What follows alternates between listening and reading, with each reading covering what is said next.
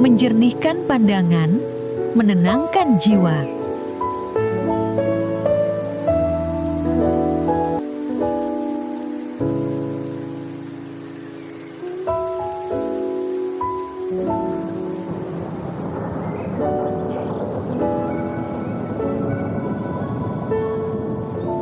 Assalamualaikum warahmatullahi wabarakatuh.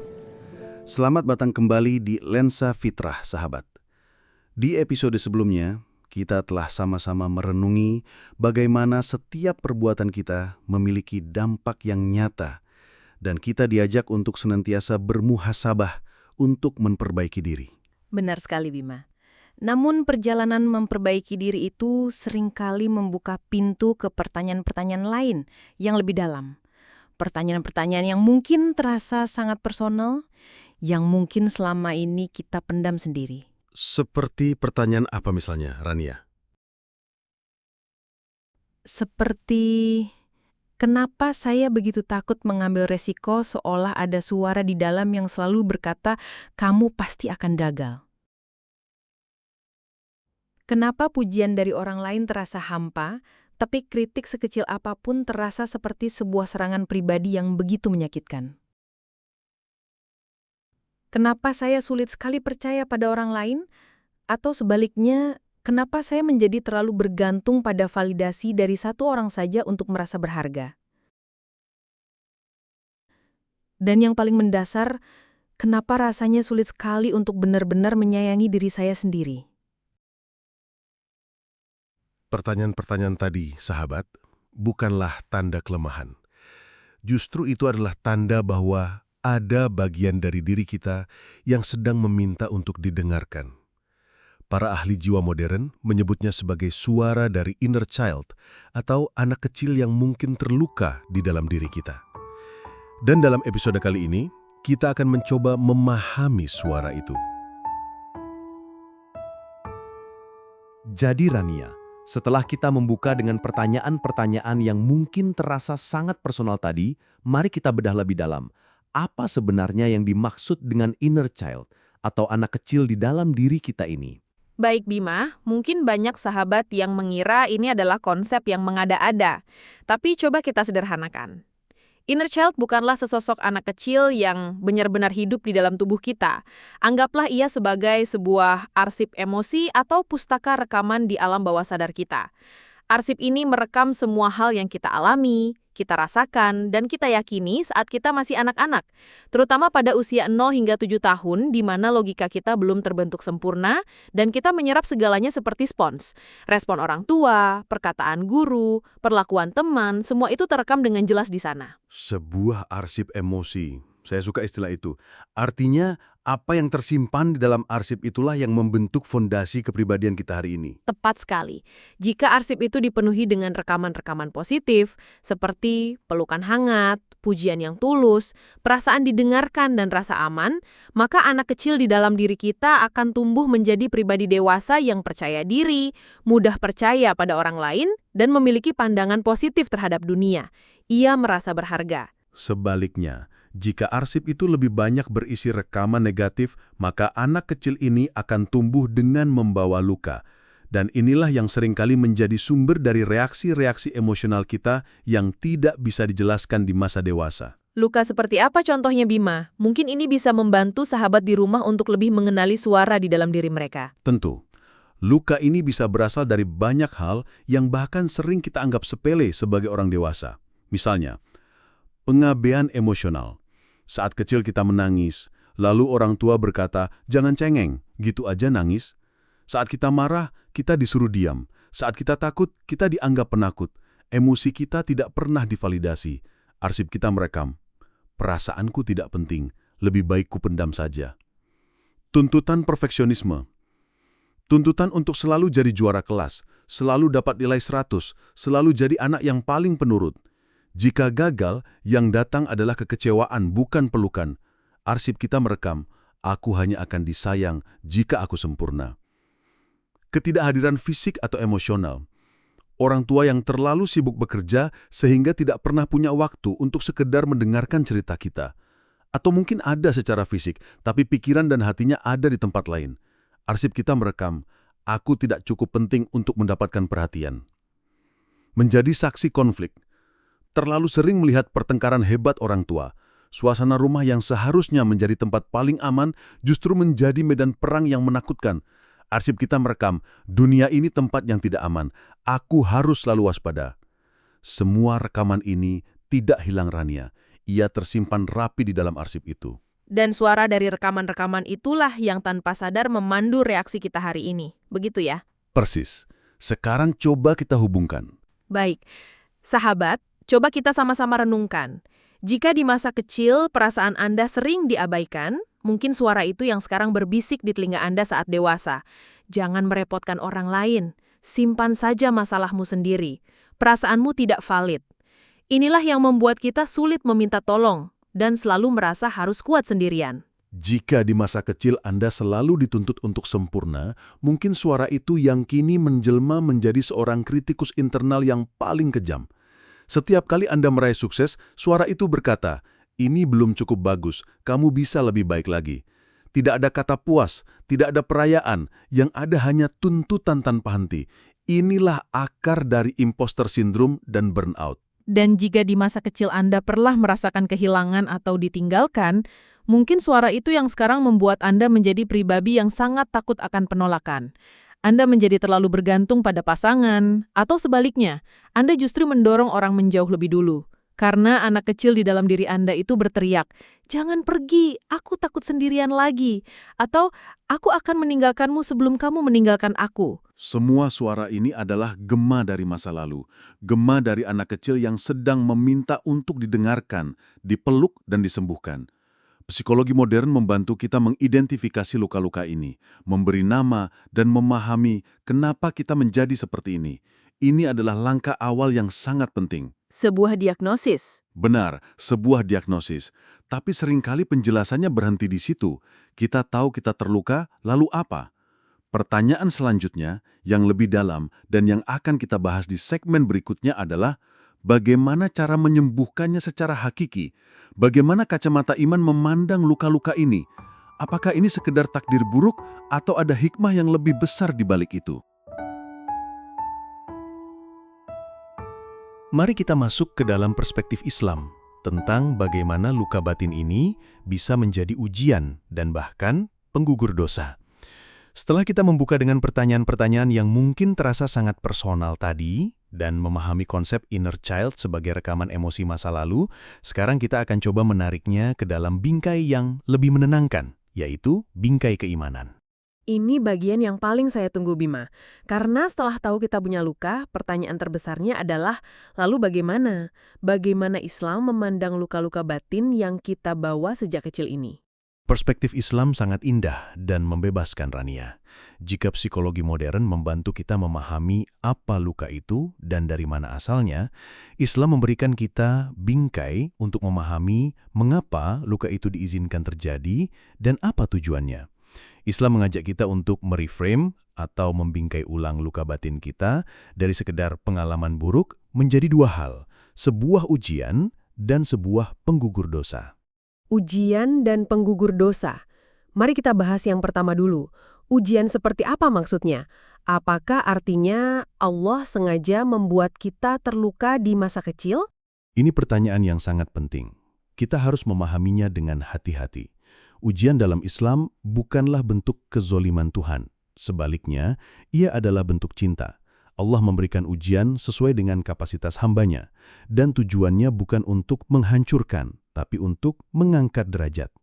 Seperti emas yang harus dibakar dalam api yang panas untuk memisahkannya dari kotoran dan memunculkan kilaunya yang murni. Begitu pula hati kita. Luka-luka masa kecil, betapapun sakitnya, memaksa kita untuk belajar tentang kehidupan lebih awal.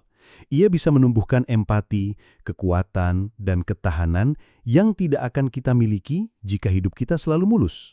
Orang yang pernah merasakan sakitnya diabaikan, kelak bisa menjadi orang yang paling pandai menghargai kehadiran orang lain. Orang yang pernah merasakan pahitnya kekurangan bisa menjadi orang yang paling dermawan saat ia berkelimpahan. Ujian itu menempa kita. Jadi luka itu adalah kawah candra di muka untuk jiwa kita. Sebuah proses pemurnian meskipun prosesnya terasa sangat menyakitkan. Tepat. Dan para nabi adalah bukti utamanya. Merekalah orang-orang yang memiliki ujian paling berat sejak masa kecil untuk mempersiapkan mereka mengemban amanah yang paling besar. Jadi, jika kita memiliki luka, mungkin itu adalah cara Allah mempersiapkan kita untuk menjadi pribadi yang lebih kuat dan lebih bijaksana. Masya Allah, itu perspektif yang sangat menguatkan.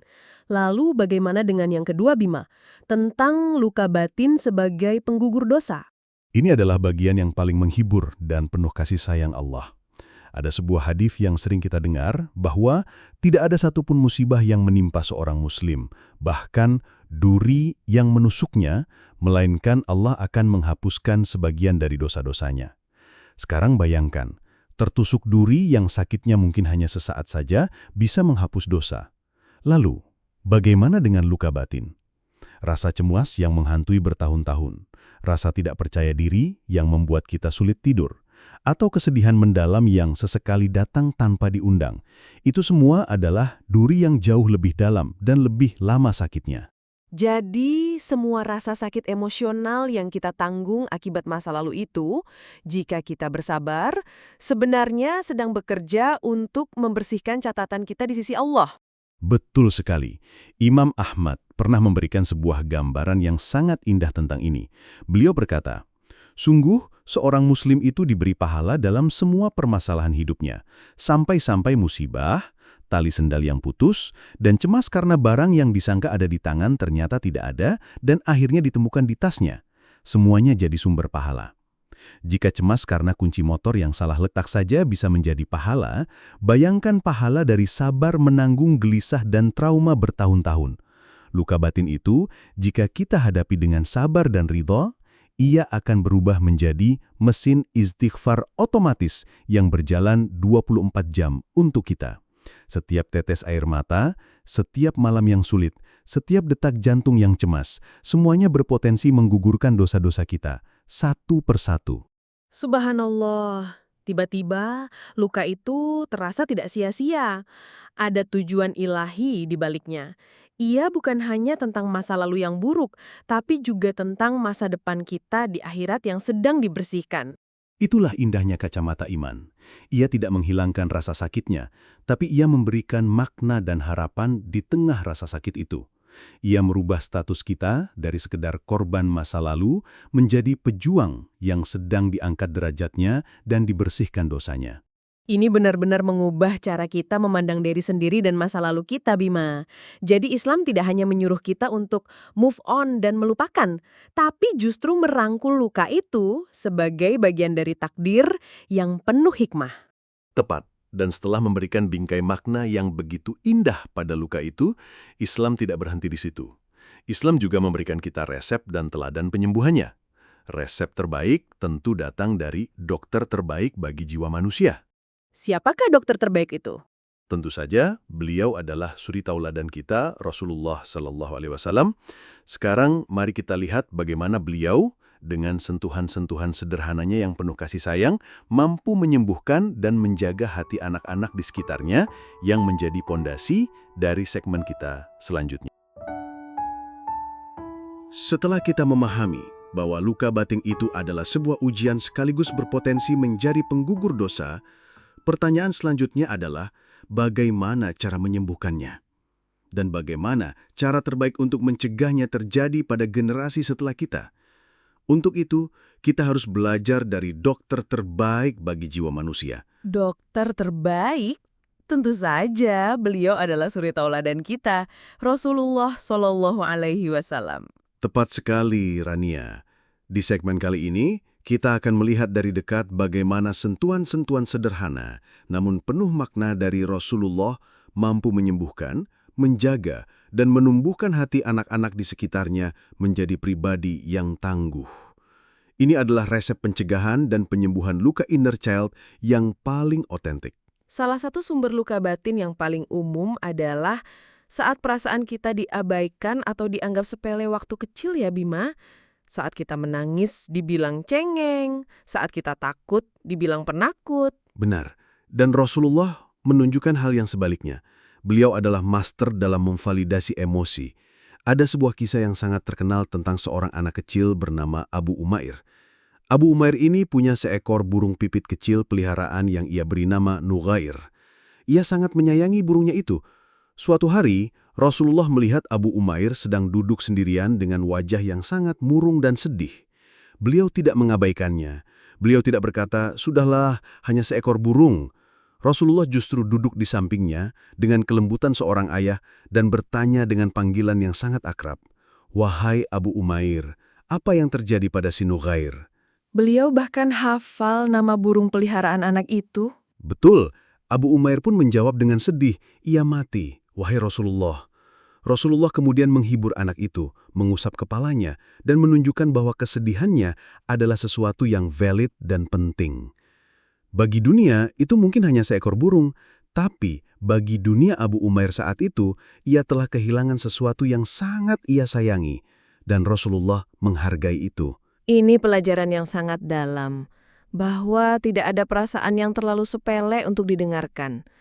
Dari kisah lain, bukankah Rasulullah juga pernah memperpendek sholatnya karena mendengar tangisan seorang anak? Benar sekali.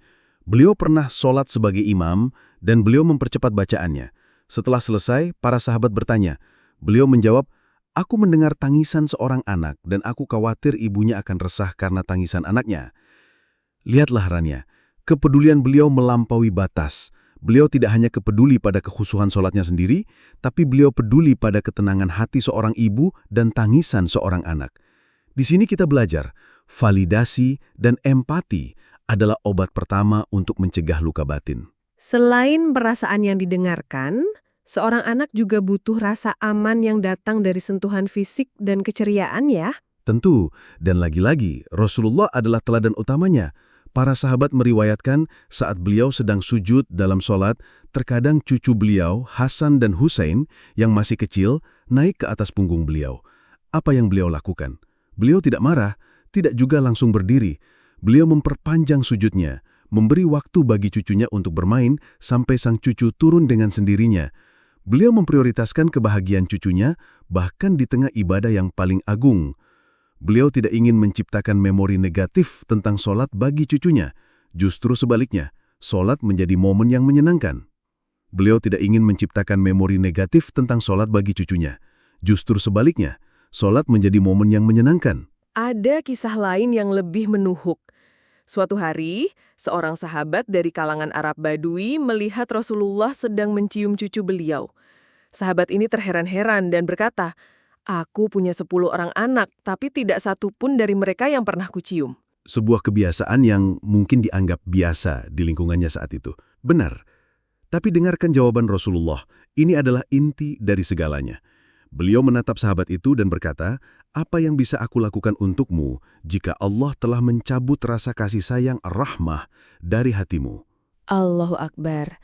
Jadi, ciuman, pelukan, sentuhan sayang itu adalah manifestasi dari rahmah yang Allah letakkan di hati kita. Jika itu tidak ada, berarti ada sesuatu yang tercabut dari hati kita. Betul. Dan rahmah inilah yang menjadi pupuk bagi jiwa seorang anak.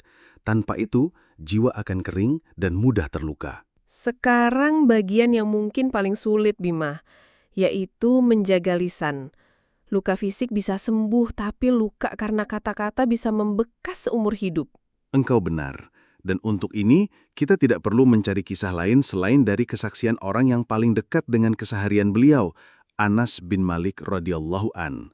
Beliau menjadi pelayan Rasulullah sejak kecil selama 10 tahun penuh. 10 tahun?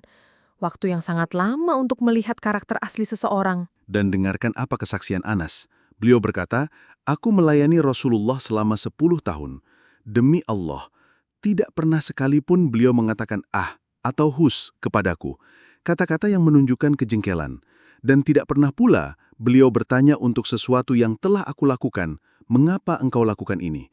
Dan tidak pernah pula beliau bertanya untuk sesuatu yang tidak aku lakukan, mengapa engkau tidak melakukan ini?" 10 tahun tanpa satupun kalimat celaan, tanpa satupun keluhan, tanpa sekalipun menyalahkan.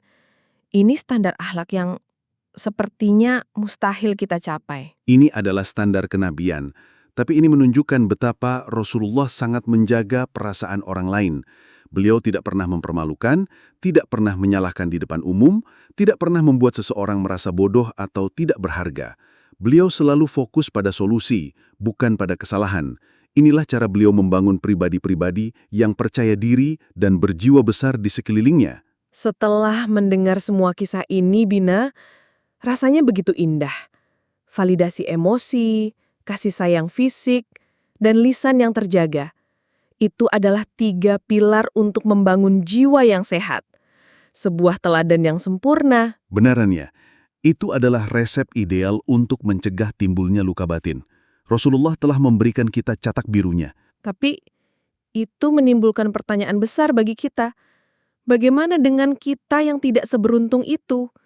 Bagaimana dengan kita yang arsip emosinya sudah terlanjur terisi dengan rekaman-rekaman yang menyakitkan dari masa lalu? Apa yang harus kita lakukan sekarang sebagai orang dewasa untuk menyembuhkan luka-luka itu? Pertanyaan itulah sahabat yang akan menjadi jembatan kita ke segmen berikutnya.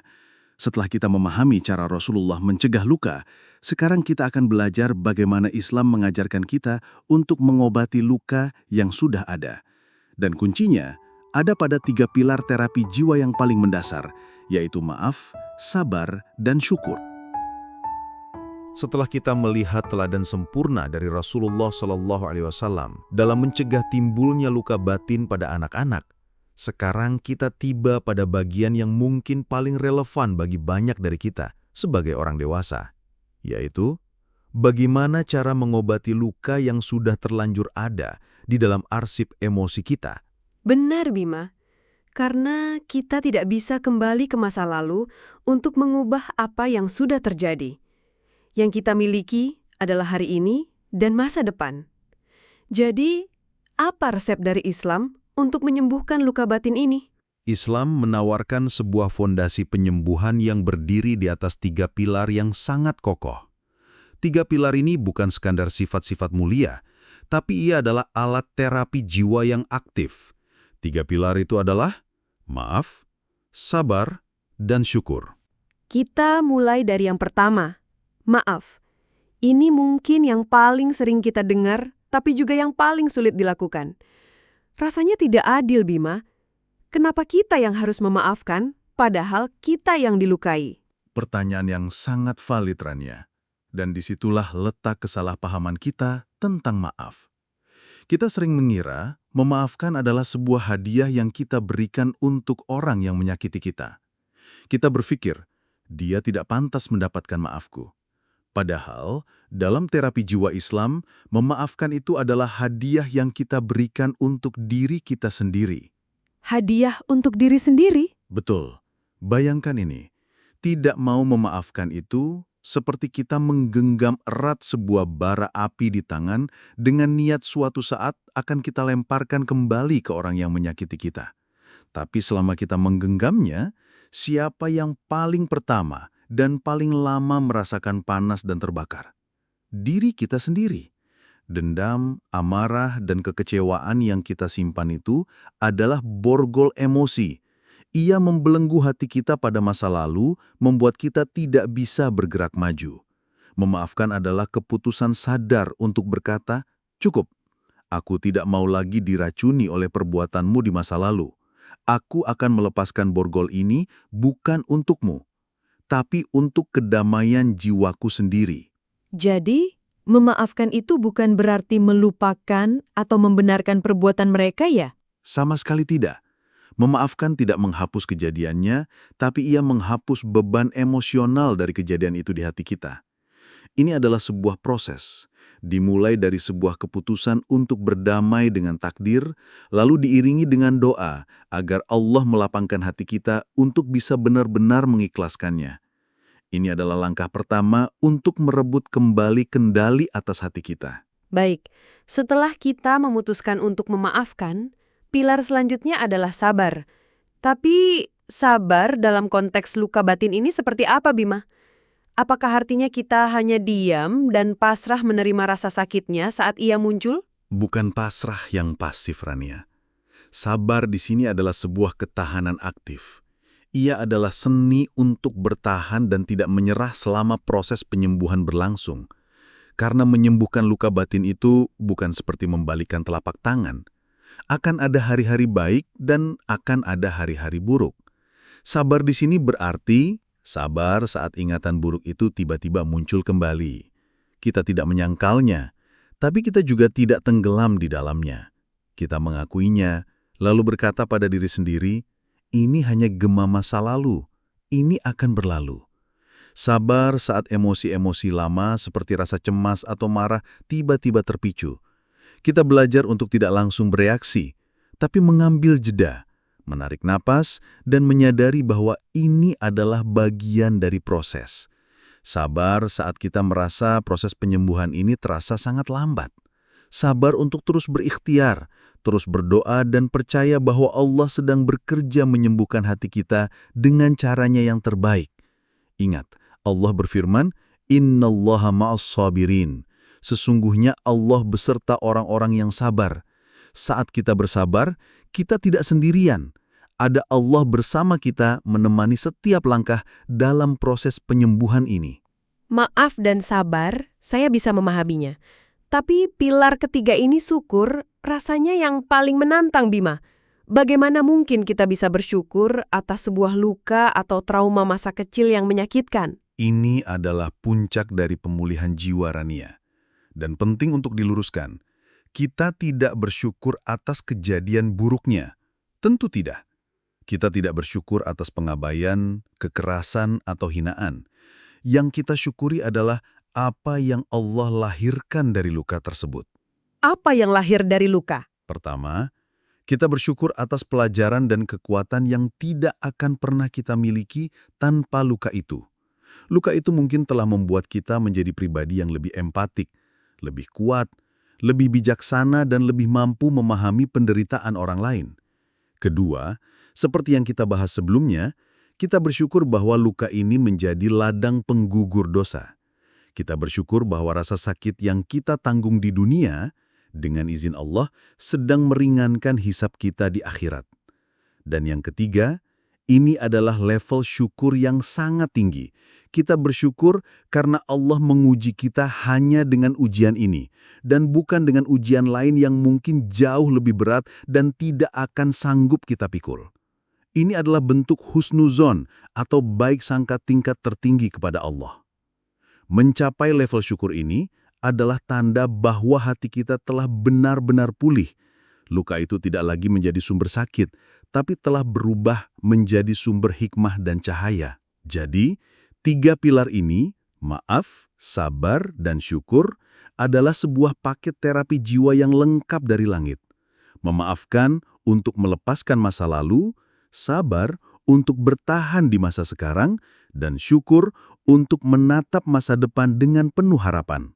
Maaf, sabar, syukur, saya memahami, tapi semua ini menjadi sangat rumit, Bima, ketika sumber luka terbesar itu adalah orang yang seharusnya paling menyayangi kita, orang tua kita sendiri.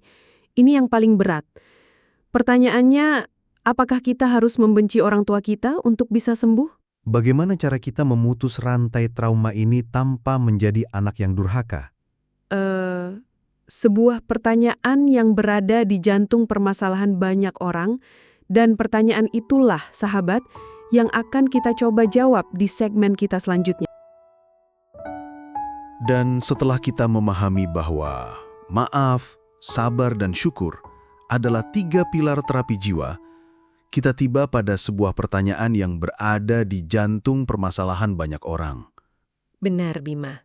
Pertanyaan yang mungkin terasa paling berat untuk dibahas, yaitu bagaimana jika sumber luka terbesar itu adalah orang yang seharusnya menjadi sumber cinta paling besar bagi kita, orang tua kita sendiri.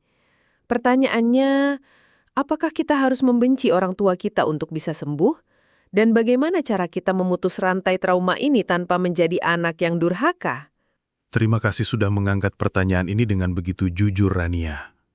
Ini adalah dilema yang dihadapi oleh banyak jiwa.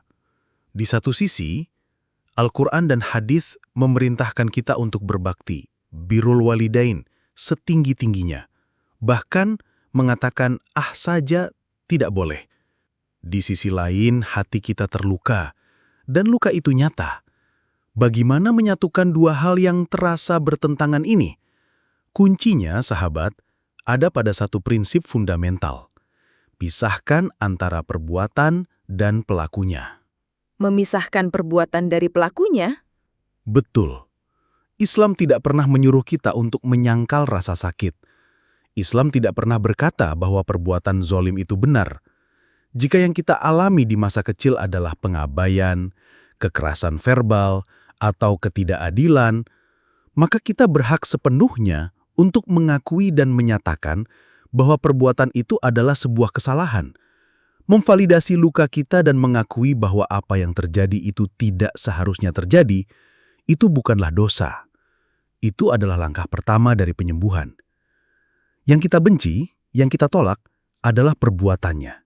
Perilaku yang melukai itu, bukan sosok ibu atau ayah kita secara totalitas. Jadi kita boleh membenci perlakuan buruknya, tapi tidak boleh membenci sosok ibunya? Tepat sekali.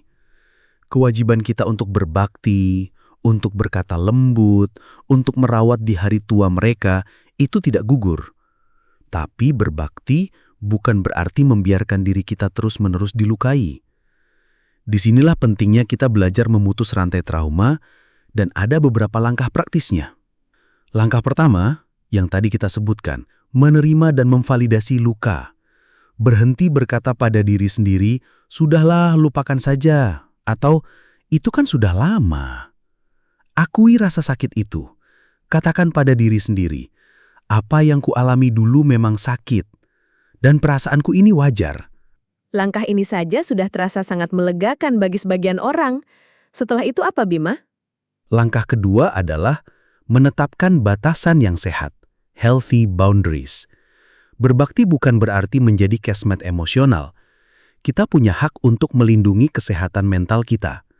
Menetapkan batasan bukan berarti melawan, tapi mengkomunikasikan kebutuhan kita dengan hormat. Misalnya, jika orang tua kita punya kebiasaan membanding-bandingkan, kita bisa berkata dengan lembut, "Ibu, ayah, saya sangat sayang pada kalian, tapi hati saya sakit setiap kali dibandingkan dengan orang lain. Mohon jangan lakukan itu lagi ya." Ini bukan durhaka, ini adalah cara kita menjaga hati kita agar kita tetap bisa berbakti dengan tulus, tanpa menyimpan luka baru. Ini penting sekali, karena seringkali kita berpikir harus menerima perlakuan apapun atas nama bakti. Padahal, kita juga punya kewajiban menjaga kesehatan jiwa kita sendiri. Dan langkah ketiga, yang akan membuka pintu maaf, adalah melihat orang tua kita sebagai manusia biasa. Ini yang seringkali sulit. Kita cenderung melihat mereka sebagai figur yang seharusnya sempurna. Padahal, bisa jadi mereka juga adalah anak kecil yang terluka. Mungkin cara ayah kita mendidik kita dengan keras adalah cerminan dari cara kakek mendidiknya dulu. Mungkin ibu kita tidak bisa memberikan pelukan hangat karena beliau sendiri tidak pernah mendapatkannya dari nenek. Saat kita mampu melihat mereka sebagai manusia yang tidak sempurna, yang juga punya luka dan keterbatasan, rasa marah itu perlahan bisa berubah menjadi rasa kasihan, dan dari rasa kasihan, pintu menuju belas kasihan dan maaf akan mulai terbuka. Melihat mereka sebagai sesama pasien yang juga butuh penyembuhan, bukan sebagai dokter yang gagal. Analogi yang sangat indah, Rania. Dengan begitu, kita memutus rantai itu. Kita berhenti menuntut mereka untuk memberi apa yang tidak mereka punya. Dan yang terpenting, kita berjanji pada diri sendiri untuk tidak meneruskan luka yang sama kepada anak-anak kita kelak. Proses penyembuhan kita hari ini adalah hadiah terbesar yang akan kita wariskan untuk generasi setelah kita. Jadi pada akhirnya, kunci untuk memutus rantai trauma itu bukan dengan mengubah orang tua kita, tapi dengan menyembuhkan diri kita sendiri. Fokusnya kembali ke dalam, ke bagaimana kita berdialog dengan diri kita, terutama dengan anak kecil yang terluka itu. Tepat sekali. Dan dialog itulah, sahabat, yang akan menjadi lensa aksi kita. Ada sebuah latihan yang sangat kuat dan terbukti secara klinis untuk memulai percakapan dengan bagian diri kita yang paling rapuh itu. Sebuah latihan yang akan kita bahas di segmen kita selanjutnya. Menulis surat untuk anak kecil di dalam diri Anda. Menulis surat. Kedengarannya sederhana tapi juga sangat mendalam ya Bima. Apa tujuan dari latihan ini? Tujuannya bukan untuk mengubah masa lalu, Rania. Itu mustahil. Tujuannya adalah untuk memberikan apa yang tidak pernah kita dapatkan dulu. Diri kita yang dewasa saat ini, yang sudah punya ilmu, kekuatan, dan iman, akan kembali ke masa lalu untuk memeluk diri kita yang masih kecil dan rapuh. Kita menjadi orang tua yang penyayang bagi diri kita sendiri. Lalu bagaimana langkah-langkahnya? Sangat sederhana. Saya akan pandu sahabat semua. Langkah pertama, ciptakan ruang aman. Carilah waktu dan tempat di mana Anda tidak akan diganggu selama 15-20 menit. Siapkan selembar kertas kosong dan pulpen. Saya sarankan jangan menggunakan gadget, karena sentuhan fisik pulpen di atas kertas memiliki efek terapi yang berbeda. Duduklah dengan nyaman, pejamkan mata sejenak dan tarik nafas dalam-dalam beberapa kali. Niatkan ini sebagai ikhtiar untuk menyembuhkan hati karena Allah. Langkah kedua, panggil dia. Sekarang, dalam benak Anda, coba panggil kembali diri Anda di masa kecil. Bayangkan diri Anda di sebuah usia di mana Anda merasa paling terluka, paling kesepian, atau paling takut. Mungkin usia 5 tahun, 8 tahun, atau 12 tahun. Lihat wajahnya, lihat pakaiannya, lihat tatapan matanya. Sapa dengan lembut. Ini mungkin bagian yang paling emosional ya Bima, melihat lagi diri kita yang kecil dan rapuh itu. Benar. Dan tidak apa-apa jika ada emosi yang muncul. Izinkan air mata mengalir jika ia datang. Itu adalah bagian dari proses. Setelah Anda merasa terhubung dengan anak kecil itu, kita masuk ke langkah ketiga. Tulis suratnya. Ambil pulpen Anda dan mulailah menulis. Tidak perlu tulisan yang indah. Biarkan hati Anda yang berbicara. Surat ini memiliki 3 bagian penting. Bagian pertama, validasi perasaannya. Awali surat dengan mengakui rasa sakitnya. Anda bisa tulis, "Untuk diriku yang pemberani, aku tahu waktu itu kamu merasa sangat takut saat ayah dan ibu bertengkar." Atau, "Wahai diriku di masa kecil, aku lihat kamu. Aku tahu kamu merasa sangat kesepian saat tidak ada yang mau menemanimu bermain." Akui perasaannya. Bagian kedua, berikan penghiburan dan kebenaran. Sekarang, berikan kata-kata yang tidak pernah ia dapatkan dulu. Katakan padanya, "Tidak apa-apa merasa seperti itu. Itu bukan salahmu. Kamu adalah anak yang baik dan sangat berharga." Atau, "Kamu tidak sendirian. Apa yang mereka katakan tentangmu itu tidak benar. Kamu kuat. Kamu pintar. Kamu dicintai." Bagian ketiga, berikan janji dan harapan. Tutup surat dengan janji dari diri Anda yang dewasa. "Sekarang ada aku di sini. Aku tidak akan pernah meninggalkanmu. Aku akan menjagamu. Kita akan belajar untuk bahagia dan merasa aman bersama. Dan yang terpenting, Allah selalu bersama kita." Setelah surat itu selesai ditulis, apa yang harus kita lakukan dengannya Bima? Tidak ada aturan baku. Anda bisa menyimpannya di tempat yang aman dan membacanya lagi saat Anda merasa goyah. Anda bisa membacakannya dengan suara lantang di depan cermin. Atau jika Anda merasa perlu, Anda bisa membakarnya sebagai simbol melepaskan masa lalu. Yang terpenting adalah proses menulisnya. Latihan ini adalah langkah pertama yang nyata untuk memulai dialog internal yang menyembuhkan. Sahabat, menit-menit yang sangat padat secara emosi telah kita lalui bersama. Kita memulai dari pertanyaan-pertanyaan tentang reaksi emosi kita yang berlebihan. Kita belajar bahwa akarnya seringkali ada pada anak kecil di dalam diri kita yang terluka. kita juga membingkainya dalam kacamata iman, bahwa luka itu adalah ujian untuk mengangkat derajat kita dan menjadi penggugur dosa. Kita melihat teladan sempurna dari Rasulullah tentang cara menjaga hati anak-anak. Kita membahas dilema yang sangat sulit tentang bagaimana bersikap pada orang tua yang mungkin menjadi sumber luka. Dan barusan, kita belajar satu langkah praktis untuk memulai dialog penyembuhan. Benaran ya.